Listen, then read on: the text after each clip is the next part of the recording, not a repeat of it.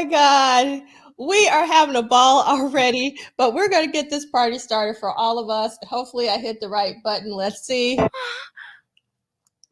Whoa.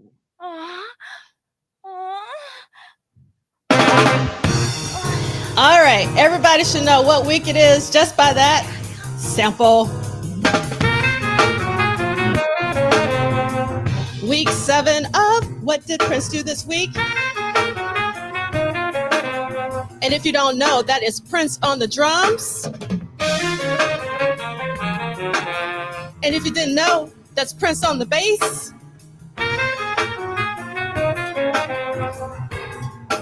If you don't know, that's Prince on the piano.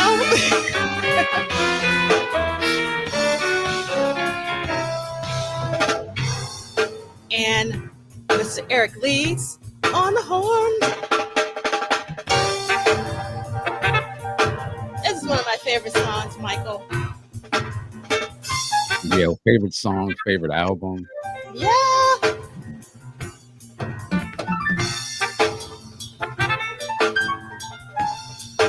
Okay. I don't want to start.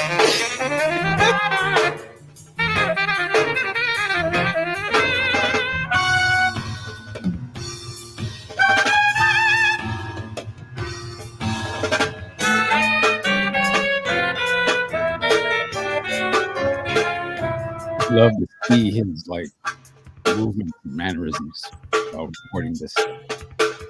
This is my favorite part. All right. I love Prince's drum playing on this track.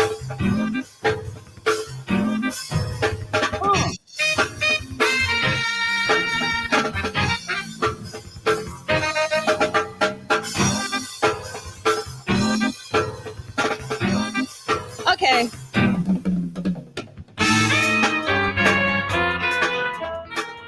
We're going to bring this down. Try to, at least. Oh, my God. Here we go. Like, where do you stop?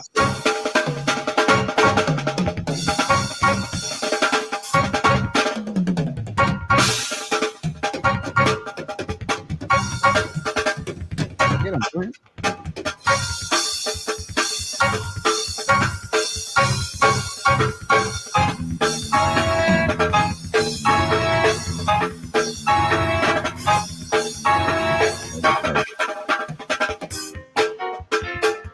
Hey, welcome back to What Did Prince Do This Week? My name is Michael Dean, and joining me. I'm D'Angela. And we're playing a little chopsticks on the piano. I mean, for me, this sounds like a band. You know what I mean? But it's Prince. That's crazy. Here we go again.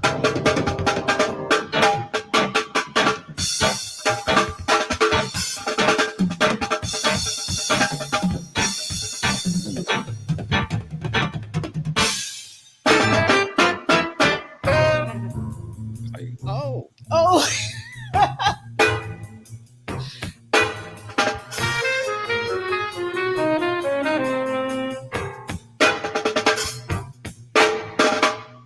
Right here.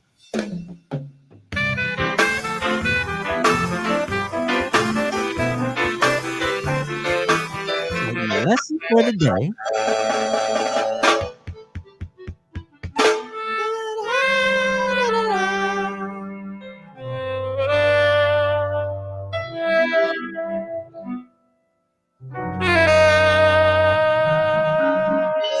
See that music being like under the cherry moon. I can totally hear it with my under the cherry moon shirt on. Some kind of little funny thing where Christopher Tracy, and when you know, yeah, Sam Cooke album, when it breaks down, the record start.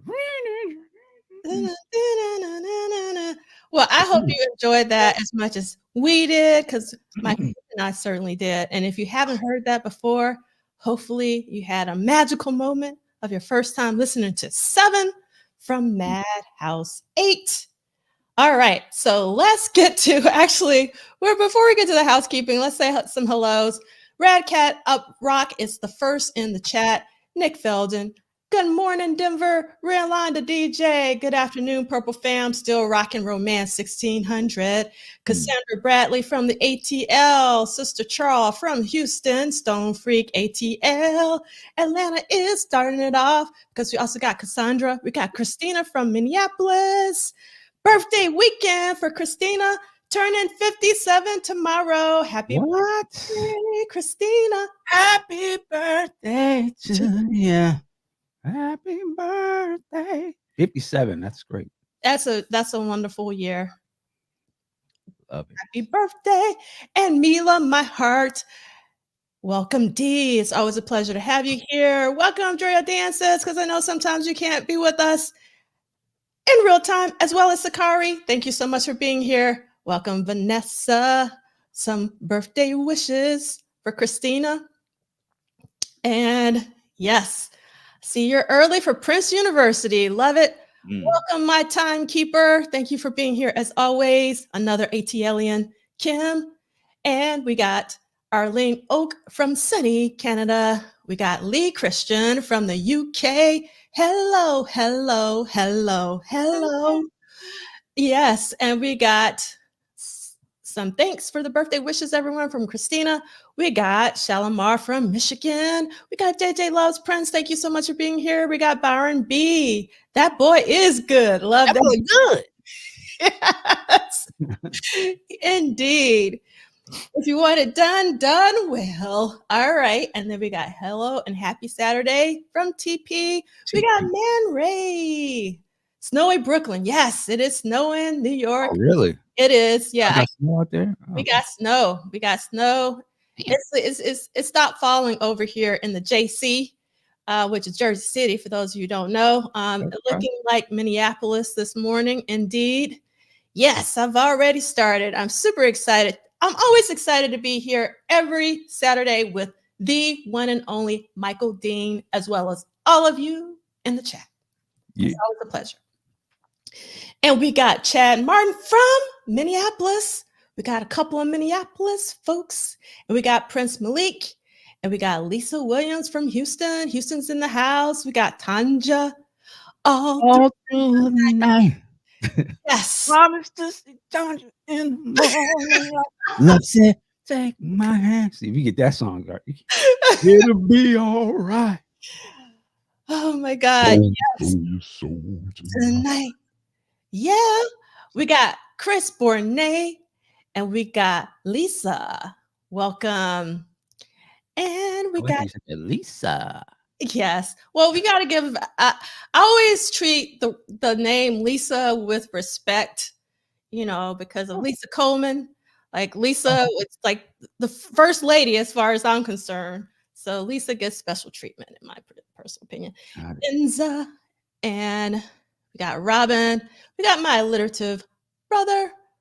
And let's see what Dee is saying. This is why folks should play Prince for the Babies. Pure joy. Love that. Gisela, if I'm pronouncing your name correctly. Welcome, Heavily Gains, one of my favorite names ever. And we got Brian Recasto. That's right.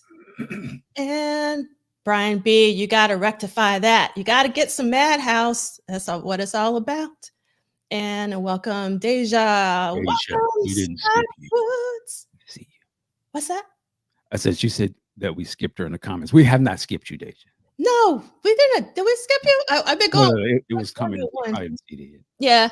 And then, okay, Red Cat Uprot says, I play Prince for my cats. Prince is for everyone and all animals. Lisa. Then we got Uptown, Dundee. I only have Madhouse on vinyl with no turntable. Thank you for that. I ain't mad at you. I'm not mad at that either. Yeah, yep.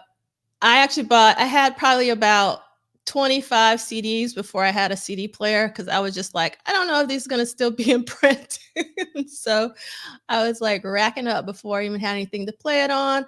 Hello, Clarissa, my Under the Cherry Moon buddy. Thank you so much for being here. Thank you so much, RTL49 from Chi-Town. We got El Michelle from Brooklyn. Everyone's enjoying the snow today, hopefully. I want to play in the snow. Yeah, playing in the snow is very, very cool. And yes, Jersey is in the house. I'm in Jersey. Brian is in Jersey. Will is in Jersey City Oh, here. Oh, Jersey's in here wow. heavy. Okay. All right. All right. Thank you for being here, Will. Now, Another. what's the one where they call Brick City? Is that Jersey? I don't think so, but I don't Okay. know. I can be illiterate sometimes with some topics because I spend too much time reading and thinking about Prince. So I miss out on some things. Um, let's see. Oh, I think I got everybody. If I missed anyone, no, you didn't get missed. It's just it takes a long time to get through What the up, Rick? list. John White? Yes. Welcome, Ricky. Welcome, Tracy. Tracy? Yes, I love this play in the sunshine and Purple Cat Oh, confetti. We gotta give a shout out to Purple Cat. Oh, okay. Thank you so much, Blade Brown. I did not realize that Brick City is Newark. I learned something new today. I ain't even from out there, and I know. Damn.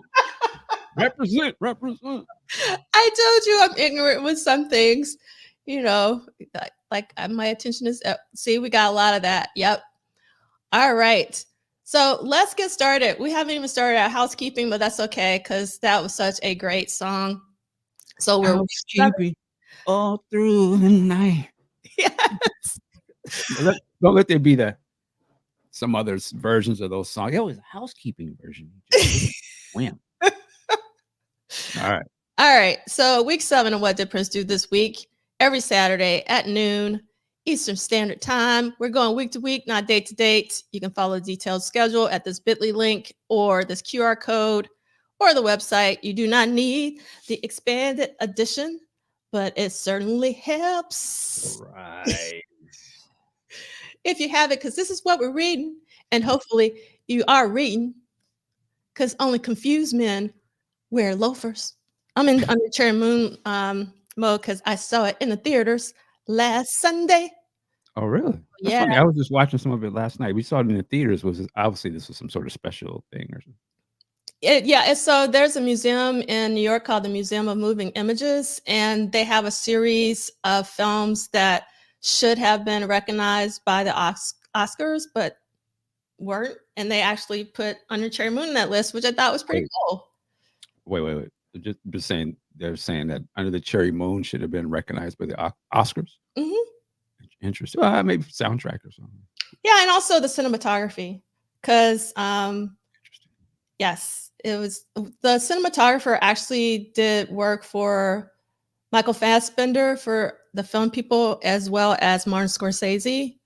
So he was actually an A-list cinematographer, and the cinematography is really, really good. Just picked up Parade on vinyl. That's what I'm talking about. Hi, Tracy. Thank you so much for dropping by. Thank you so much. I really appreciate that. Hit the like button and notification bell. Really do appreciate that. All right, so let's go back to our housekeeping. And these will be archived on the YouTube channels of @PolishSolid as well as @MDean. Again, please subscribe, like, and help spread the word. Yes, I love this, Brian. You are absolutely right. We'll be landing on the moon in 3 minutes. Love that. So many amazing lines. Just so many. What is that? I can't. What is that? I can't see. Oh no. It's nuts. Yeah, it's nuts. I think it's a great film. And if you want to reach out to us, please use the hashtag WDPDTW. Otherwise, I won't find you because I'm enjoying being off of social media more and more. So if you want to make sure I see what you got going on, please use that hashtag, and you can contact us with this Gmail account, particularly when we start talking about the tours, which will be later on in the year. And let's see what Mila's talking about. It is a nicely shot movie, even if you happen to feel some kind of way about the acting storylines. That's what I'm talking about, Mila. You know what's up. And now, Mary. I love him. I thought he did a really great job because Terrence Malick was originally supposed to play his part, and I don't see anyone else being the father except for him. And yes, that's one of my favorite scenes. So many favorite scenes from Under Cherry Moon. We can talk about Under Cherry Moon for the next 2 hours, but I'm gonna try not to. And if you saw the Purple Rain tour, we want to hear from you. It's yes. Whenever you have no right. Man, he was trying to hold his lineage and his, his Yeah. legacy. He wasn't gonna let this jive talking, greasy head Negro take his baby's money. Like, I'll be damned. Yeah, he committed. I like someone who commits to a role. And I love Chris Bournet's comment. I could have seen Under Cherry Moon being nominated for costume design as well as Kiss for Best Song. Thank you. Yes, Lee Christian, Terrace Stamp. I said Terrence Malick because I just saw the documentary about Ennio Morricone, and they were talking about Terrence Malick. So I got my Terrence's. Terrence Malick is the director, and Terrence Stamp is the actor. Thank you so much for that correction, Lee Christian. Terrence Stamp, Zod? Is that? What's that? Terrence Stamp. Did he play Zod? I think, yeah, he played Zod. Yep. That would have been funny. That would have been great, I think. Yes, another great line. Cool. So, Lisa, did you go? Was invited to the Cleveland Purple Rain show, but did you go? That's what I want to know. Yes. So many great lines. Rex Stowe, if you want to buy a Sam Cooke album, where would you go? All right. So the State of Prince Rogers Nelson is not affiliated, associated, or connected with the What Did Prince Do This Week book club series. What does this mean? This means that this is an independent endeavor. That's what that means. And we started off today playing 7 from Madhouse 8. And I have the screenshot from Prince Vault because I just want you to see it in black and white. The only 2 people on this track was Mr. Prince Rogers Nelson and Eric Leeds. That's it. That's it. That's all you need. That's all you need, Michael Dean. That's right. And for those of you who are into your crate digging, this song actually samples Madhouse 7. In 1992, it's one of my favorite vocalists. Her name is Nicolette. She's based out of the UK. It's a song called A Single Ring. And if you know your Madhouse 7, it samples it all the way through. So it's so great just hearing Prince's drum looped through the entire song. So I hope you check it out because it is in our weekly accompanying playlist. So you can find it there, as well as if you want to listen to Madhouse 7 again, you can, along with some other tunes that we're going to be talking about for What Did Prince Do This Week. All right. And we got to give a little disclaimer, what we know. Thanks, Anil. All right. So this is what we talked about last week. A lot happened last week. And I really wanted to set this up because not much happened this week compared to last week, because I think maybe Prince was tired. That's my personal opinion, but we'll see. So we had like Manning Monday, Apollonia Skits, Ooh, Shisha Wah Wah. The Apollonia 6 album was compiled, but it wasn't the final compilation. We got God. We got Father's Song on the same freaking day. God and Father's Song. Just think about that. Then we got Glamorous Life. We got The Moanin', aka Backwards Woman. We got Mixing of Glamorous Life. We got Basic Tracking of Bella St. Mark, Shortberry, Straw Cake. Last week was Bananas. And I was like, I think Prince was like, okay, I need to take a break. So this week, week 7, there are only 2 songs as compared to last week and only 3 studio visits total. So let's look at our calendar. So you can see that on Monday, there's Basic Tracking of Noon Rendezvous with Prince vocals. And then on Wednesday, there are multiple scenes for Purple Rain movie. It was like some audio editing going on for that.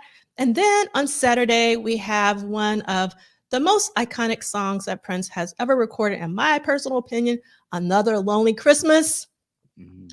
And up until like Prince Vault and Dwayne's books, I just assumed that Prince recorded this around Christmas, but no, he recorded this in February on a Saturday.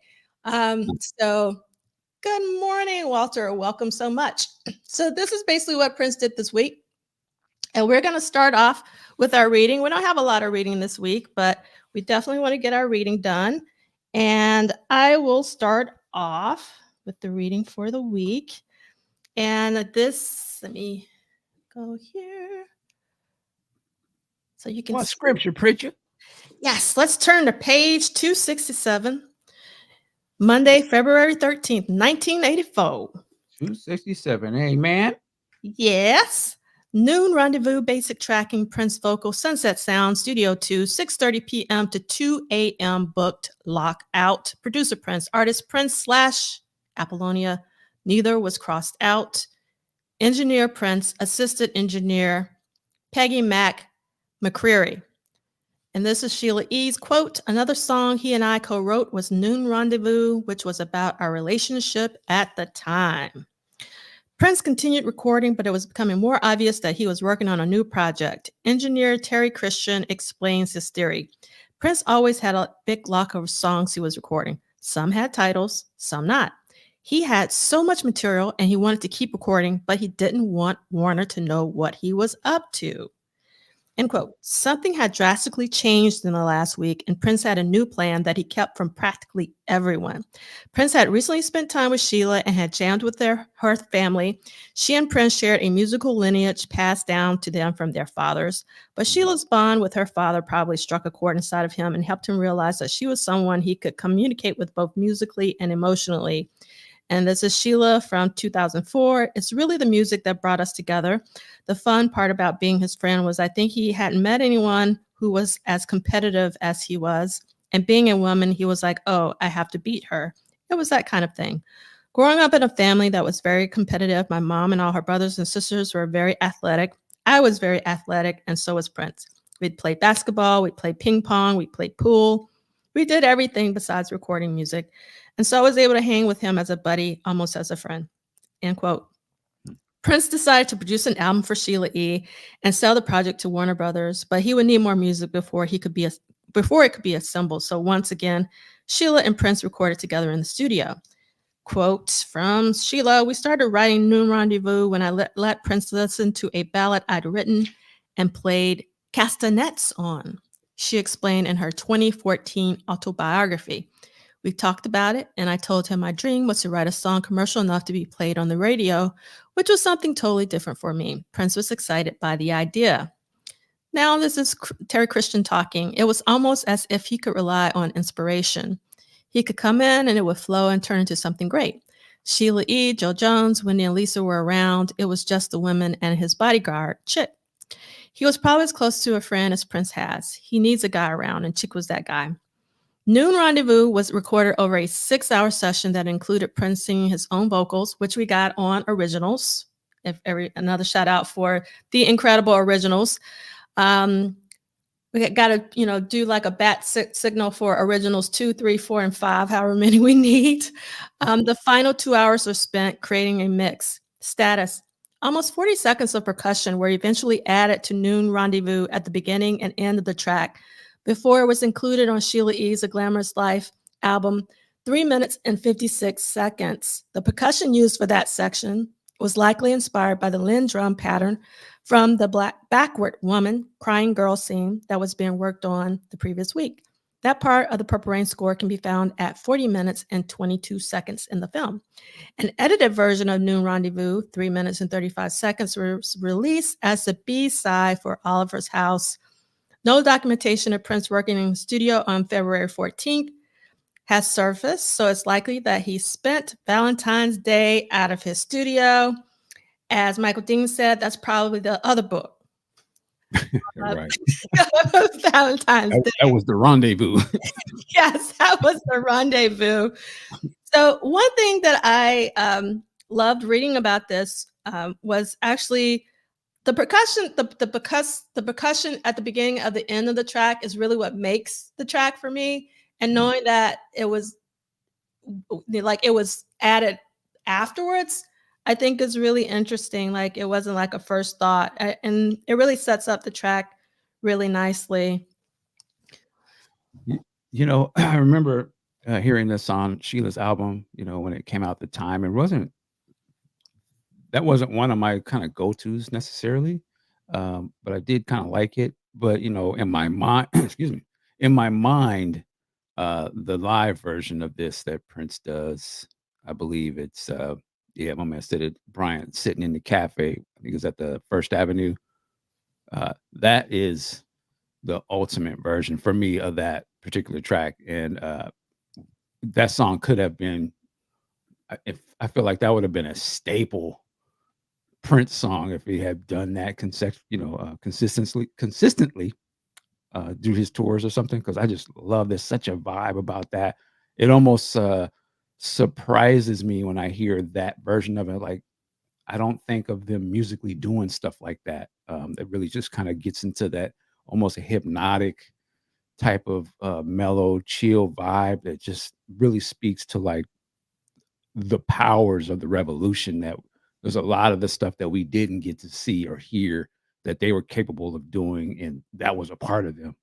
So that song is dope. Yeah, it comes alive live as a lot of his stuff does. I mean, as a lot of his stuff does. I mean, so 13-year-old D'Angela wasn't like, oh my God, I got to listen to New Rendezvous. To be honest, like 53-year-old D'Angela isn't like, when I think of Prince, it's not, or Sheila for that matter, it's not a track that I'm walking down the street and it just pops up in my head, or I got to listen to New Rendezvous, but I enjoy listening to it whenever I do. And I really love the originals version. It was great having, hearing Prince's version. But I wanted to make sure that I don't miss out on this comment from Chris Bournet, because Chris says, listen to Sheila E.'s opening set, followed by Prince and the Revolution, Purple Rain Live back to back yesterday. I can only imagine how exciting the tour was in person. Well, like I said, like for me, I remember Sheila's set. I don't remember Prince's set at all, like from real time. And the same for the Triple Threat tour. Like, and I remember Vanity Six's set, but I don't remember the times or Prince's set. And I think a couple things for me, I think it was girl power. It was just so exciting to see females representing, doing their thing with Prince. And then when it came to Sheila, when Sheila came out, as far as I was concerned, my 13-year-old self thought that they were peers, meaning like I thought she was just as talented. She was playing her instruments. I thought Sheila was everything. She still is for me. So it was very, very, very exciting to see that back to back. Let's see. Oh, so I think this is probably about Another Lonely Christmas. Yeah.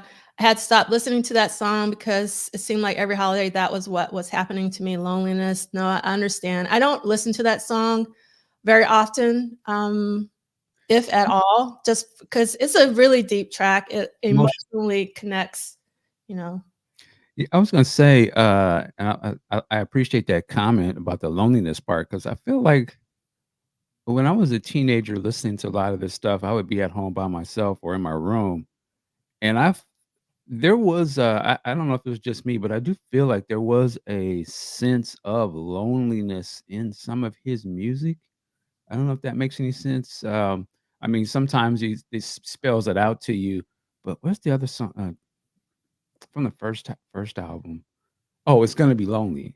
Like, that was another one that I don't know, not to say that I was a lonely kid or something, but and maybe I was, but I definitely identify with that kind of a there was a lot of energies going through his music, but I could certainly identify that back then. It always spoke to me. So sometimes when I hear those songs, it takes me back to like, God, it is so emotional to me. And I feel like I can hear it. And this song, Lonely Christmas, that we'll get into, is like you said, one of those ones where I could just play that.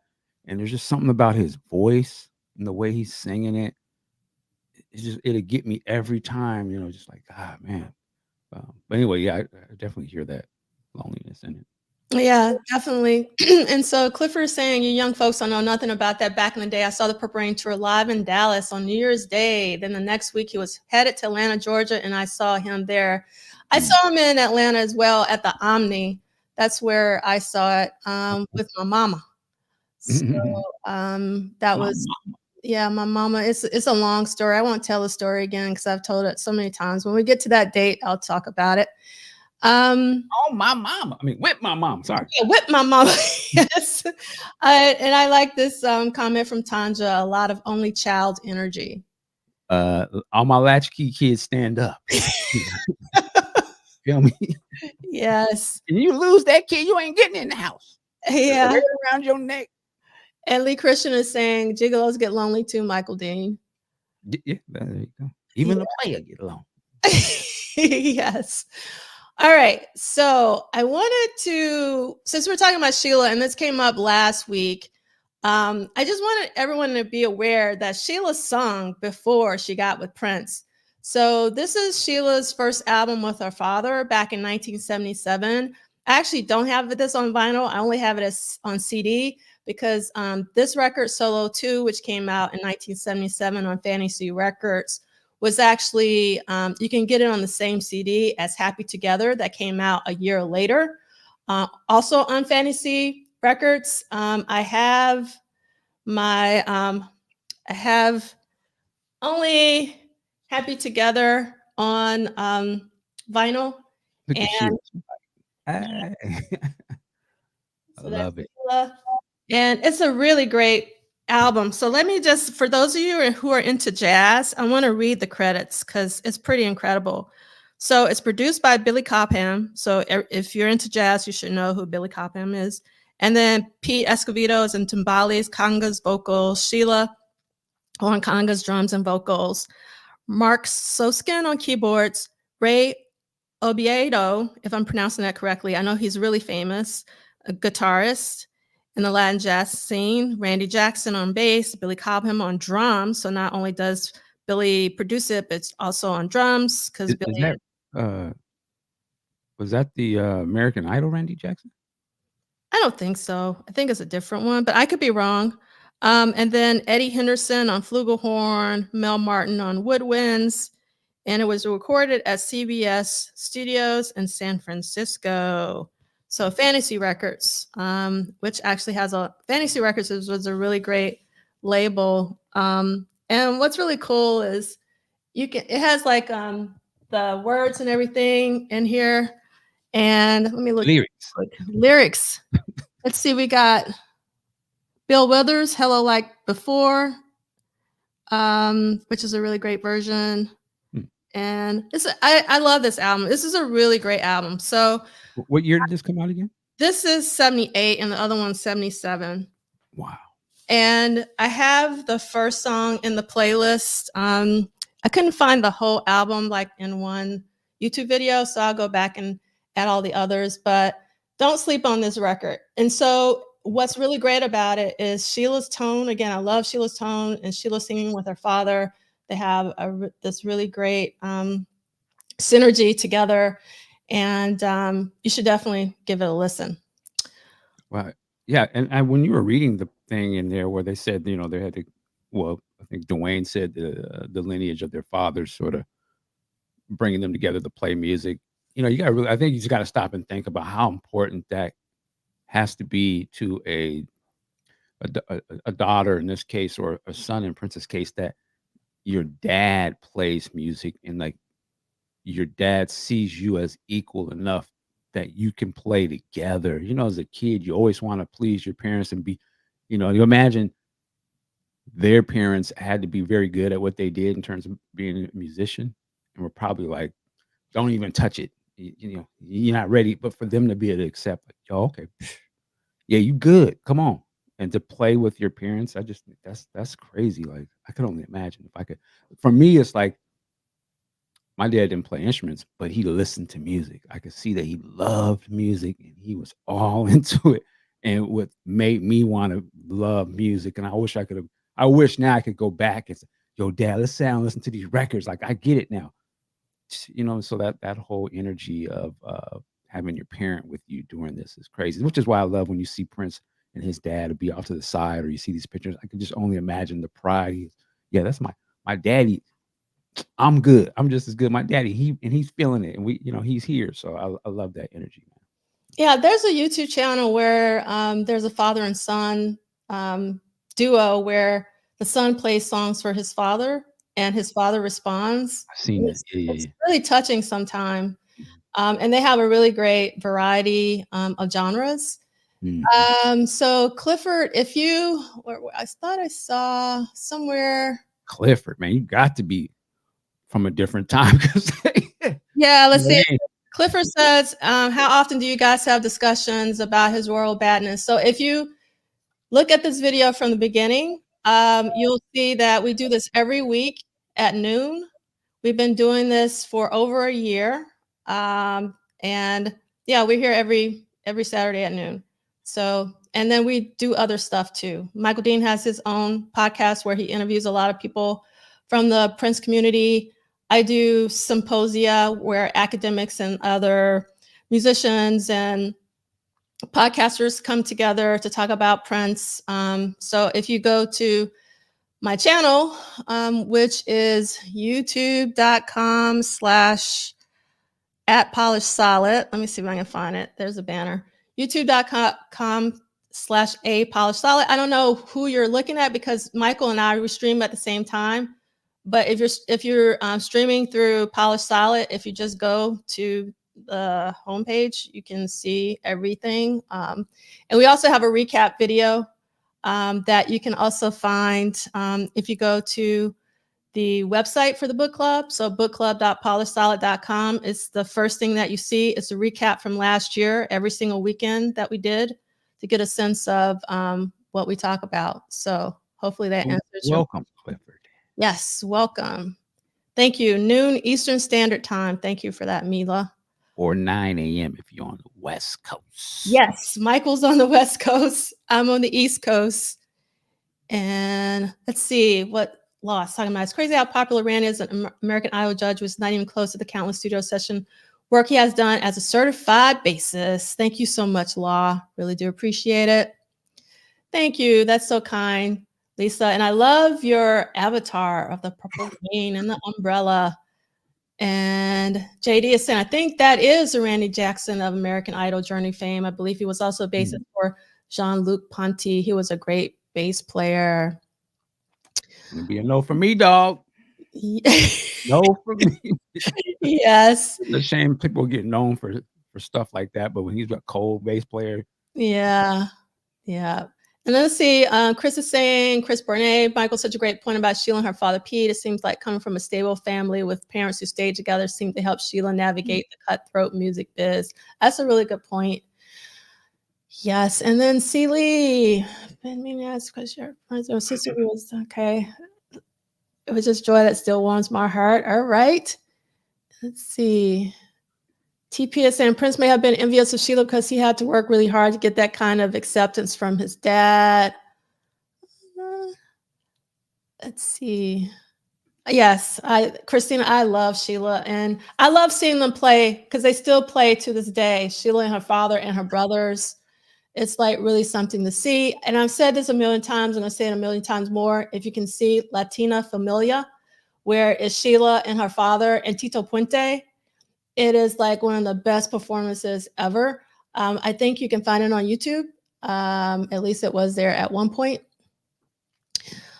All right. So we're going to go to our next reading from our book. And Michael's going to do that reading. We're going to go to page 268 to talk about multiple scenes for Purple Rain movie. Okay.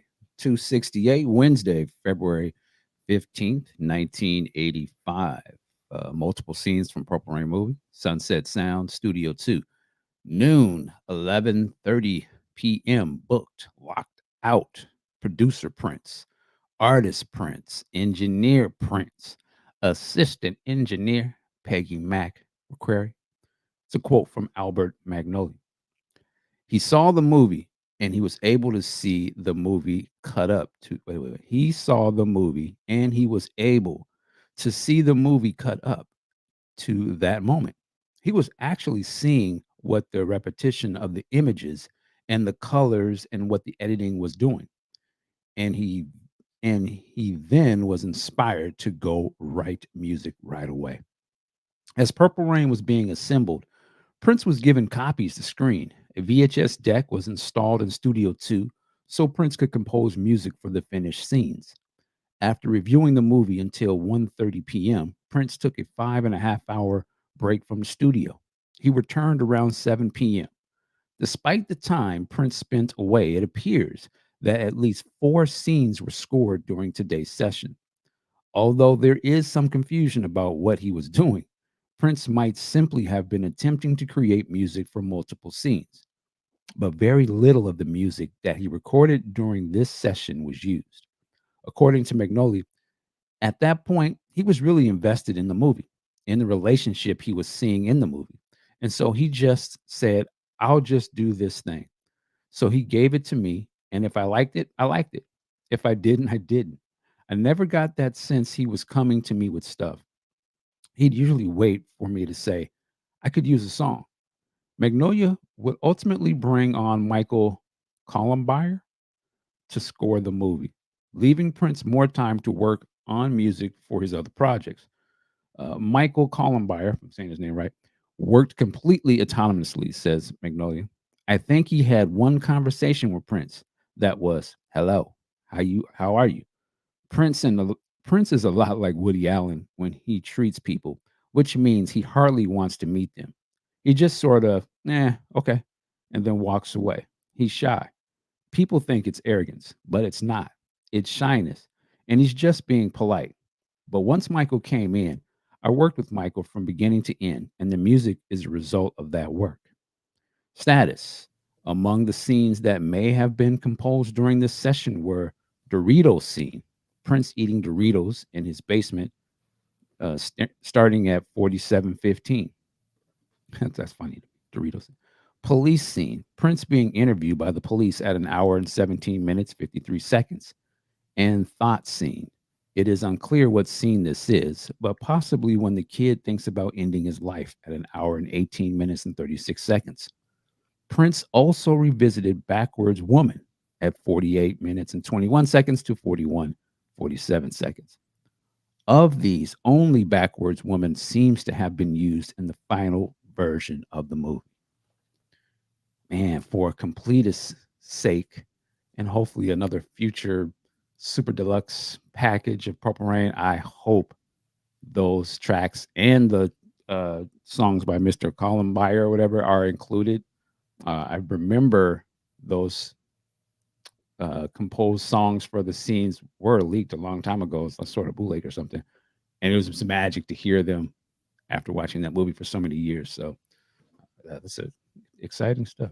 Yeah, so I don't know how to pronounce his last name, but I think his first name is Michelle instead of Michael, but I could be wrong. Oh, yeah, he kind of okay. I didn't catch that. Kind of like a Shady with Sade. Yeah. But you know the Doritos scene. Everybody knows the Doritos scene. It's just so funny. And I think that the thought scene is probably when he's like going back and forth, in the basement after his father goes to the hospital and all that. So I can see today's estate. They could have a Doritos tie-in. they totally could have the Doritos tie-in. That is actually a really good marketing point. 20 years. Doritos was there at the beginning. Yes. Indeed. All right. So Anisha, I'm going to read your comment when we start talking about another lonely Christmas, but let's see what Sakari's talking about. I loved reading the part in Sheila's book when she and Prince met and she took the poster of him down from her room before he came over, but then she finds out that he's also a huge fan of her too. Yeah, wow. That was very cute in the book. And Lisa said maybe a true soundtrack of Purple Rain will be released this year. And Brian, there was a quick cut scene of him with the rope. Yes, indeed. Very quick. And I hope someone has those VHS tapes of the scenes that were given to Prince for scoring. Maybe some of the scrapped footage is on them. TP, that is a really good point. I hope so too. That would be lovely. All right, so let's get to our final day of this week, which is Saturday. It's a Saturday, February 18th, 1984. And another lonely Christmas, basic tracking, sunsets. I don't know why I'm trying to go fast because we're usually rushing. So I'm going to kind of slow down because I'm tripping over my own tongue. We got time today. Another lonely Christmas, basic tracking, Sunset Sound Studio 2, noon to 11:30 p.m. Booked, lock out. Producer Prince, artist Prince, engineer Prince, assistant engineer Peggy Mac McCreary. And the quote is from Prince this time around. That song is a work of fiction, meaning another lonely Christmas. Prince had never, ever, ever recorded a Christmas song. He enjoyed having his studio decorated with Christmas lights, but a traditional Christmas song wasn't something he ever pursued. Instead, he decided to turn the idea of a Christmas song on its head by singing a sad song about the holiday. He wrapped loneliness, that word again, Michael, and depression around a story involving a lover who had died on Christmas Day. With a topic like that, it was unlikely to ever become a holiday/family staple, but to fans, it is one of the hidden gems from this period. There were generally others in the studio during this time, but this is likely a track he worked on exclusively. In an interview for Uptown Magazine, drummer Bobby Z confirmed that it was recorded by Prince without input from anyone else. That is a thing for today, with the exception of Eric Leeds on that Madhouse track. It was recorded by Prince without input from anyone else. I'm going to say that again and again. The work ended by 10 p.m., which was almost unheard of for a Prince session unless he had plans outside the studio. That is strange. I didn't notice that before. The work ended by 10 p.m. No mix was done, so the song was probably not complete.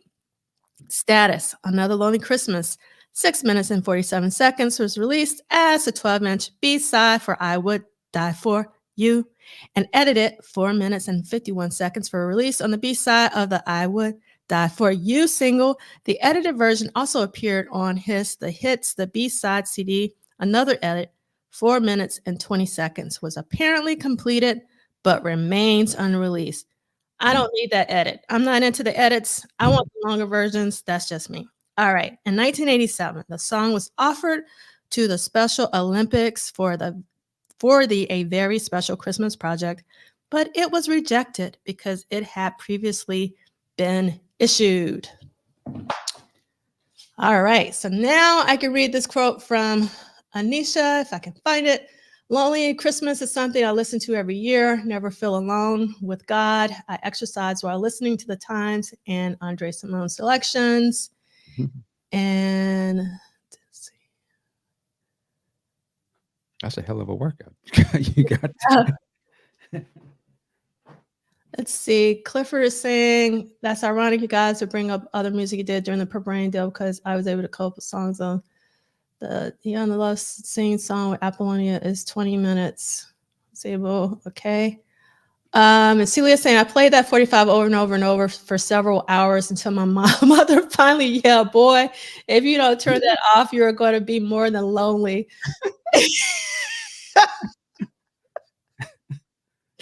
Oh my God. Love it. Yeah, it's a song that it really puts you into this world. Like, it just takes you out of wherever you are and you just get sucked into this world. It's like I said, it's very moving, it's very emotional. And I did bring out my my 12-inch. Again, I'm doing this for you, but also for me, just to remember what I have. And you can see my original turtle sticker. So it was $3.99. This is my original. And this is one of my favorite 12 inches of all time, because when this came out, I loved this photo. I would stare at this photo for hours and hours and hours. And I love the magenta, like, just, I don't know, it's something about it. And then obviously on the back you have, it's almost like a picture disc, but not a picture disc, but having like this huge middle part, which, you know, isn't the usual. Like, I just love this 12-inch. This was really special to me. And yeah, I love this. So let me see. Let's see what people are talking about. Yeah, so Clifford, again, like, if you go back to the beginning of this episode, we go through like everything, but just like really quickly, this is the book that we're reading, which is Prince and the Purple Rain Era Studio Sessions, 1983 and 1984. We're reading the expanded edition in particular because there is a version that came out before this, and is written by Dwayne Tudall, and it's Tudahl. But again, like, we do this every week at noon, and we actually we have a schedule and everything that we have on the website. So give me 1 second. If you go to the website, we have a schedule that we follow every week for what we're reading, because we're reading this book over 2 years. So we're a little over a half through this book because it's like 500 and something pages. So we're taking a very slow read. So every week, I normally say this at the end, but I'll say it now. So like we're in week 7. Next week we'll be in week 8, and we will be reading pages 270 to 278. So that's what we're reading. And let's see. I love this. So Kim said I had that photo on a button. I'm sure I did too. And then Rick is saying, song had me trying banana daiquiris. It didn't do that for me, but that's very funny. And Blake Brown said that song did not seem like any kind of fit for an uplifting project.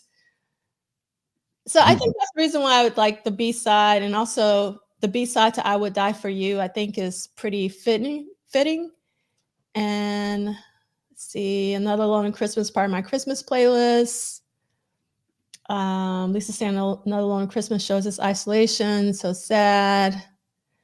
And Christina said I bought that 12-inch for Another Lonely Christmas right when it was released. And JJ Loves Prince says, I heard Susanna tell a story about finding the cassette with Another Lonely Christmas in the car and crying when she listened to it. I hadn't heard that. And then,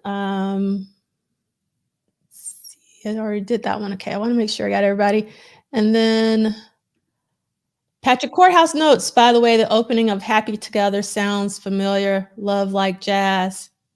I have to re-listen to that. Thank you for being here as always.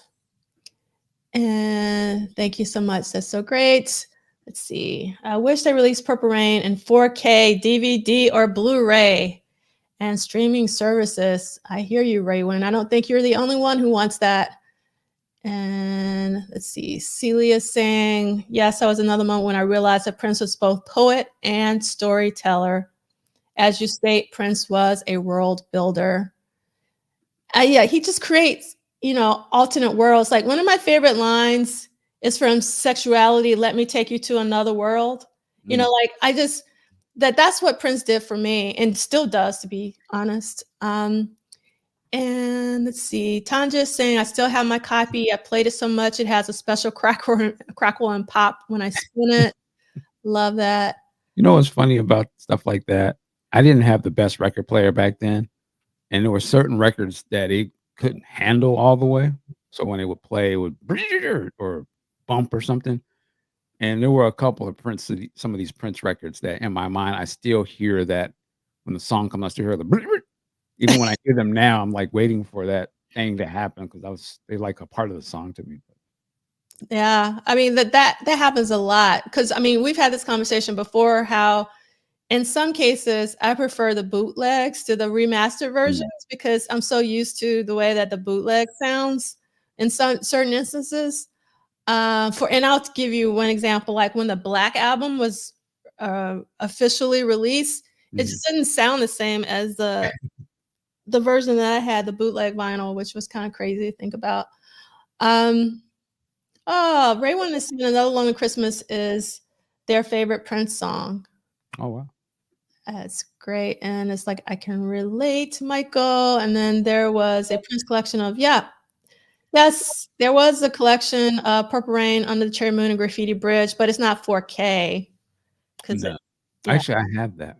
Yeah, I do too. It's a really great. I love that they have Under the Cherry Moon photo on the cover because you would have thought that it would have been Purple Rain, but it's Christopher Tracy on the cover. And then I love that it's purple, like the case is purple. So I love that Blu-ray. It's a really great release. I don't think anyone could personally. Belafonte, thank you for pointing that out. Who in his peer group can match Prince's output from 81 to 87? I don't know if we have any, is it Pokino players in the house? I don't know how to say that because I don't know how to play. All right. So we are at the end, but we still have a few more slides, but not very many. Is it? I didn't realize that the three disc collection is out of print. I didn't know that. Oh, you're talking about the Blu-ray. Might be. And I like Patricia's unlocked my memory of buying the Black Album in New York. They sold it to me already in a paper bag.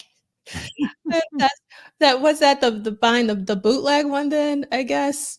And then Celia saying, I love the crowd noise in my live bootlegs because you can feel the energy in the place, but I can do without that one singing off key and saying, Prince, my baby. Okay.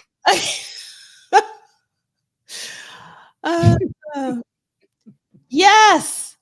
Yes, I am from Atlanta, Clifford, because yep, I've been to Beautiful Highway. I'm sure I've went to a Turtles on Claremont Road because I went to every single Turtles and Peaches in Atlanta. Yep. hmm And let's see. TPS said my parents had a Pochino set, but no one ever. Am I pronouncing that correctly? Is it Pochino? Do you For know? some reason, that doesn't sound familiar to me, but I'm probably saying it wrong, and that's okay. our parents had these games back then, though, that was almost off limits to us because they didn't explain how to play, like backgammon. Like my dad was all in the backgammon for whatever reason. Yeah, I don't yeah, think people even play that anymore. yes. Old black games. You know how to play spades? Now you don't know how to play spades. Go sit down, move off the table, and let them on, the grown folks.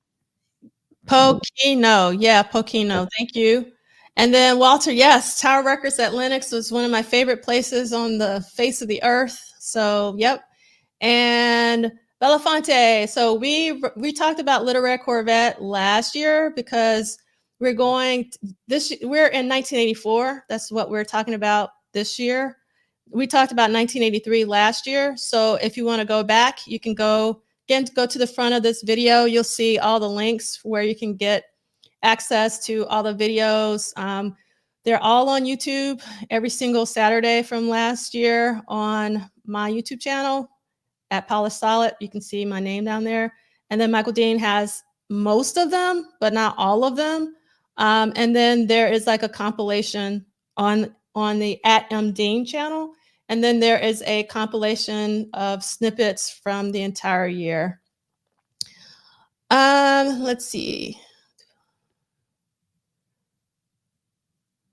So Ray is saying, why in the Prince movie collection? Why Sign of the Times down there? Because they were focusing on the narrative films, not on the live. So it's just all of Prince's. Prince only did 3 narrative films, which were Purple Rain, Under the Cherry Moon, and Graffiti Bridge. And also, I think too that movie's not a Warner Brothers movie. Yeah, that too. It's also yep. That's a very good point. Yeah, it really is. Yeah, we talked about Sugar Walls earlier. We've already talked about Sugar Walls this year, and because that was recorded earlier in the year. So we're going week by week of what Prince is doing. So we're not like having.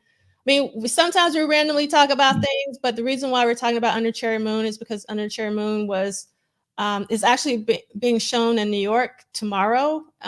If you want to see it in a 35mm print. It was also shown last Sunday, and then it was actually it's had 3 screenings. They actually added the screening, so I guess it's doing well where they actually added this 3rd screening. So I think that's pretty cool. So that's one of the reasons why we're talking about On the Cherry Moon. But normally we're just talking about what we're reading, and then we're going to go into our what's going on in the world conversation. But before we do, meaning Prince World, let's recap what Prince did this week in 1984, week 7 of 1984. So far, up until this week, Prince has recorded 21 songs total and done 39 studio visits total. And these are all the songs that Prince has tracked that we know, because there could be others. You make sure we put in that disclaimer that we know. So Sugar Walls, if you look on here, was actually recorded on January 20th of 1984. So we talked about that a couple of weeks ago. So you can see all the songs that Prince has tracked for the year in this list. And if you click on this image, well, first of all, this slideshow is on the homepage of the website, which I'll put up one more time since we have time today.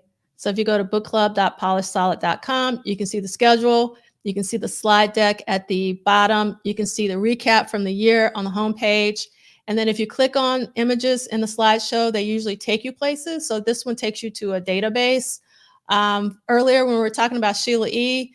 and Sheila S. and Solo 2 and Happy Together, if you click on those images, it takes you to the full playlist of that album. So there's a lot of resources for everything that we cover every single week.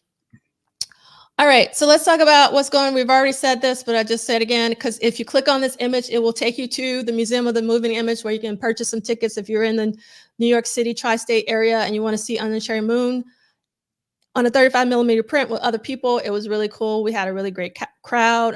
Some Prince family came out, but there were other people we didn't know, and we all had a blast. And then everyone should know that the celebration dates have been announced, but in case you don't, celebration is every year. It was pre-Prince, but also post-Prince, where there's usually everybody sort of, it's like the Mecca for a lot of Prince fans. We convene in Minneapolis, well, more specifically Chanhassen, where Paisley Park is, and there's programming every day at Paisley Park. Paisley Park was Prince's studio / home. So that's what's going on in June. And then in April, we're doing a symposium. And again, a symposium is just where academics and musicians and podcasters and artists and all sorts of people come together to talk about Prince albums. And we do it at NYU in Brooklyn. We're celebrating 4 albums this year. Purple Rain, because it's 2024 and we're celebrating 1984. So Purple Rain, Apollonia 6, Ice Cream Castle, and The Glamorous Life. It will be in person at NYU as well as in Brooklyn. Is that the logo right there? Is that your logo right there? Yes, Rev did it. It's brand new. He just gave it to me. And so I'm a little behind, so I got to get the website together and all that. It's pretty hot, right? Because Rev is amazing. Yeah, it would. It's a really nice logo. I really love how he incorporated all the colors from all the albums. And it's also going to be live streamed. And again, if you click on any of these images, it will take you to the website. Right now, it's just a placeholder page, but it will also take you to where you can register for either the in-person portion or the live stream, whichever you can do. And then we're also going to do a virtual. Oh, you know what? I forgot. Let me go back. So for this one, I wanted to play. I'm a little out of it. And then today, I finally have my come button. So do that, baby. And so we're going to be doing this in August. And then we're going to come back to the Diamonds and Pearls Super Deluxe in October. So that's what's going on. And let's see, Christina's saying that saving my money for celebration will be your first. Oh, that's so exciting, Christina. Yeah. All right. Michael is starting some with t-shirts. Thank you so much, Christina. All right. Let's see. And Purple Cat says DJ Dudley is doing a special party June 7th, I believe. Bob George is my favorite song off the Black album. The Draft House Theater here did the movie Under the Cherry Moon. Yeah, the Alamo Draft House. I saw Under the Cherry Moon, I think, last year or the year before last at the Alamo Draft House in Brooklyn. So yeah, so he tracked a lot of these. In fact, most of these, all the songs we talked about so far in '84 have actually been at Sunset Sound. If he's not at Sunset Sound, he's normally at his own home in various home studios. But you can see, like, so far since January 1984, he's been recording Sunset Sound in Los Angeles. So you hear about Sunset Sound? No, what happened? I saw a news thing online. I guess the homeless encampments are surrounding that building or on the same area. One of the guys in the studio told a story, Taylor Swift recording there, and she walked out to go to, I guess, a 7-Eleven or something across the street, and was accosted so bad where she was like, I'm never coming back to the studio. Oh, and wow. they were they were kind of saying like they may have to go out of business if they can't get the situation rectified. So I don't know. Yeah, Raymond said he saw that too. There's something's going on. I mean, that's a lot of places are dealing with that, but yeah, it's unfortunate they are kind of feeling that as well. Yeah, that would be really sad if they would have to shut down because it's such an institution. Mhm. Yep. And Tanja, you are correct. Alamo always shows Prince love. Yes, because there have been several Prince films over the years at the Alamo. So we are at the end of our time together. So how you want to That take was it quick. out? Well, it was only 3 days. We only been on here an hour. Yeah. Man, I just feel like something wrong about that. Well, it's because I mean, you gotta look at the calendar. Like, Yeah. let me just so you guys, some of you guys joined us late, so you can see the calendar. If you look at the calendar, where I went by too fast. There we go. So we're used to Prince, and actually, if I had the January calendar, the first week of February, he was also in the studio Sunday, Monday, and Tuesday of that end of January. So he's been in the studio back to back to back to back, like almost every week. So we're used to him like working it like a job, like 7 days a week. But Prince is like, I need to take a break. That's what I was trying to tell you. He's trying to take a break. Man, we on our 32nd brother. Yeah. So, and Mila was like, "We haven't done just an hour since January of last year." Exactly. So, I mean, Listen, I think, this was planned very well. Prince always comes through for us, especially for us in the tri-state area, so we can go out and play in the snow. So, you got like mm, 45 minutes where you can go out and play in the snow, playing the sunshine. play in the sunshine. That's right. How you want to take us out, Michael Dean? I just want to say I appreciate you. I Uh, love being a part of this every week. I couldn't Um, do it without you, Michael. If you said that I can't do this no more, I think I would shut it down. I just really wow. appreciate See you. how, ladies and gentlemen, see the manipulation mind tricks. I don't want to play right, but I feel you. I hear you. It's all in love. Now I can't back out. No, I'm just joking. But no, I do appreciate you. This is a great thing. I think I want to speak for everyone here in the chat and who watches this throughout the week, whatever. This is man, we need this. This is one of them things where something that you're really into, in this case, Prince, and we just get like-minded people. We come together for an hour or 2 hours and talk about something that really has moved us throughout our life, or for people who are getting into it. Man, this is a cool place to come and learn some new stuff, and then check out the playlists and stuff. So, yeah, man, this is a treat. I appreciate it, and we're gonna keep it going as long as we can. I will say, D'Angelo, love you. Thank for what you're doing, and love the audience, and everybody else. Love the audience. I mean, you guys are so great, and I love the comments. And I'm going to be honest, some weekends I don't really feel like doing this for various reasons, but I show up for you guys, and I know Michael Dean will lift my spirits, and I know that people in the chat will lift my spirits. And at the end of the day, I say, Prince didn't sleep for us. So Right. I shouldn't be complaining. He didn't complain. He just kept working it like a job. So that's Mhm. what we're going to do. So take us out, Michael Dean. All right. Well, with that said, work it like a job. We'll see you next time. Peace. There you go. There you go.